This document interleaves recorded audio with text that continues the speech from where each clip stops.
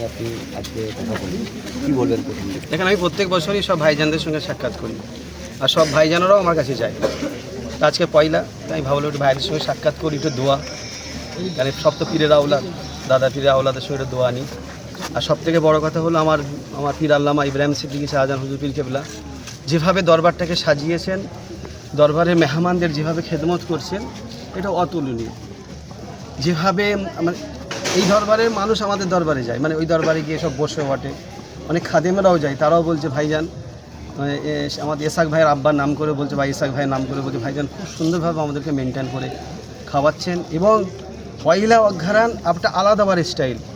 দেখেন 15 কার্তিক যেখানে মাহফিল, আমার বাড়িতে সালে সবাই যেখানে মাহফিল হয় ওখানে আমাদের বিরিয়ানি দেওয়া হয়, কিন্তু পয়লা অঘ্রাণ মানে এনারা বিরিয়ানি করেন এবং বৈকালবেলা আসরের নামাজের আগে বা পরে একটা পুরি, একটা সবজি তৈরি করে, বা সন্ধ্যেবেলা একটা চায়ের ব্যবস্থা থাকে, তারপরে অজনেসিয়াত হয়, তারপর আবার মানুষকে আপ্যায়ন খাওয়ানো হয়। দায়িত্ব পাওয়ার পরেই প্রথম মাথায় না, দায়িত্ব না, আমি সবসময় তো ভাইদের কাছে আসি, এভরি টাইম আমাদের রাত্রির একটা জায়গায় বসা হয়। এই রমজান মাসে মানে 11টা থেকে বা 12টা থেকে সব আমরা এক জায়গায় বসে একটু গল্প করি, একটু চা পানি খাওয়া হয়, এটা হাসি ঠাট্টা হয়। প্রথমবার দায়িত্ব পেয়ে যে উন্নয়ন যে করেছেন না, আমার একটা বড় স্বপ্ন ছিল, উন্নয়ন ব্যাপার নয়, একটা ব্যাপার কি জানো তো, ভাই ভাই আমাদের একটা মহব্বত, একটা আত্মীয়তা আছে, এটা কেউ কাটতে পারবে না। এটা মানে দুনিয়ার মানুষও জানে। আল্লাহর রহমতে আমাদের সব ভাই ভাই একটা আলাদা সম্পর্ক, মহব্বত আছে।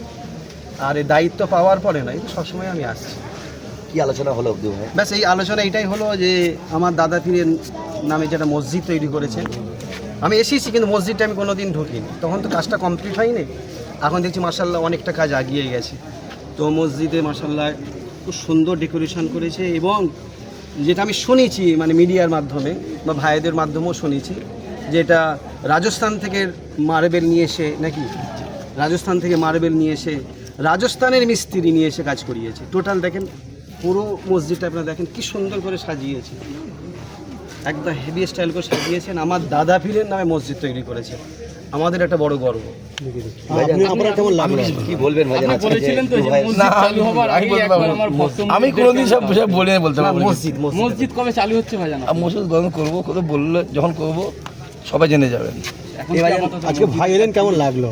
জি, ভাই ভাই আসছি, ভাই তো আমাদের ভাই ভাই ভাই কোনো অসুবিধা নেই তো। এই যে প্রথম দায়িত্ব পাওয়ার পর আপনার না, প্রথম নয়, তোমার সাথে প্রায় দেখা হয়। দেখো আমি যাই। উন্নয়ন নিয়ে কি বলবেন? না, ঠিক আছে, ঠিক আছে, কাজ হয়েছে, বুঝতে পারছেন তো কী হয়েছে, চোখে দেখছি, বলার কি আছে। ঠিক আছে। প্রথম